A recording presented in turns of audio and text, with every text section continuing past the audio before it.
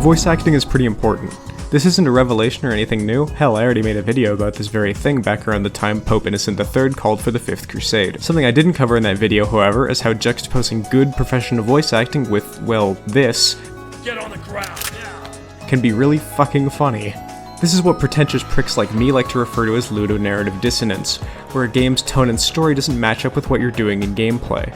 This can be something as simple as being able to consume bullets by the magful in gameplay but dying to one in cutscenes. But it also extends to what we're talking about today, taking your band of dangerously unqualified goobers and throwing them into a police force. You go deal with that. It's already dealt with, he's dead. He's dead. He's dead already. I went in through the other door. There are so many examples of this, and surprisingly not all of them multiplayer. But, to stick with playing with your friends for a little bit, how about this game I made a 14-minute long shitpost about just the other day? I feel like we should have flashbanged the shit out of this room. Well, I mean, we still can.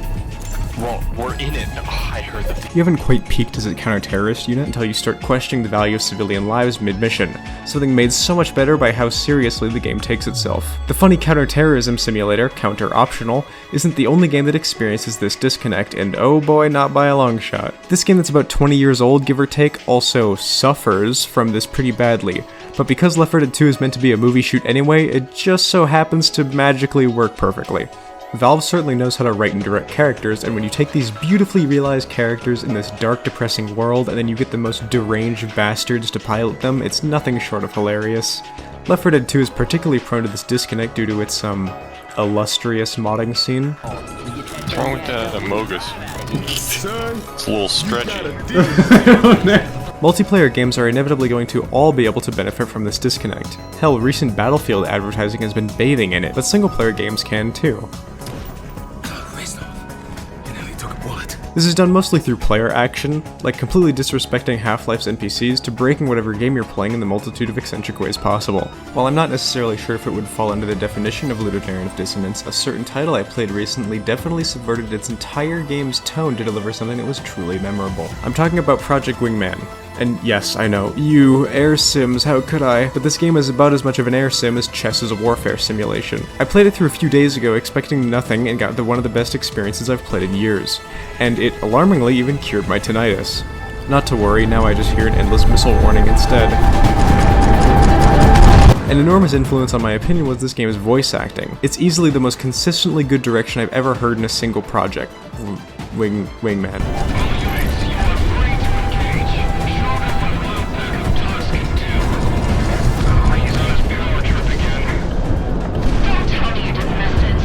The campaign is absolutely littered with dialogue, from things plot-related to enemy and allied barks.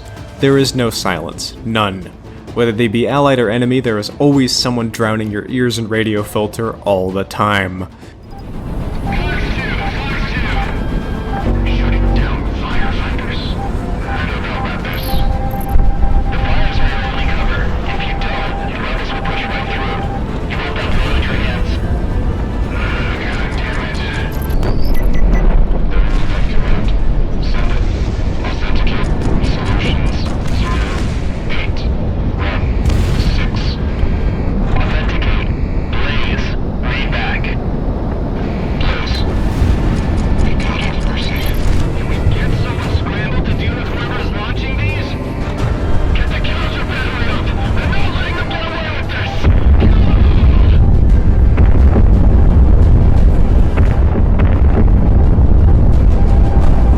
Most everything in the game is played professionally and seriously.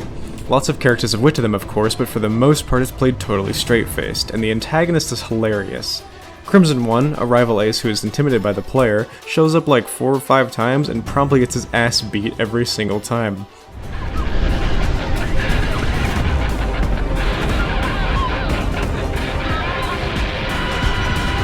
Fights consist of you dogfighting around for a while listening to Crimson One baby raging and knocking out your co-pilot due to excessive G-forces several times a minute while soaking in the pure fucking orange that has been sponsored by the apocalypse. It's great. Now, do you remember what this video was about before I got massively off track gushing? It was about subverting tone. I wanted to show you all of that so you can understand just how much this following scene goes against everything I just said and is all the better for it. In the last quarter of the game, you and your team gear up to fight Crimson alone. Crimson 1 starts to rev himself up for another dastardly villain monologue, and then, well, listen for yourself.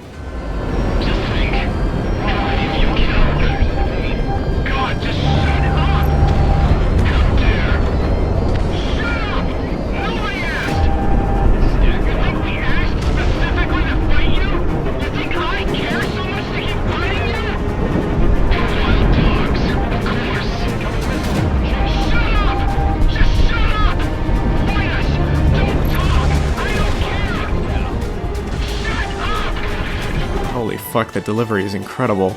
It sounds ripped directly from a Platinum League game. When I played this for the first time, I had to pause and wait to stop laughing because I was so taken aback from the main antagonist getting L plus ratio plus shut the fuck up screamed at him over the radio. It works too, he doesn't say anything more until after you beat him. Diplomat truly is a Sigma male. But, do you want to know who isn't a Sigma male?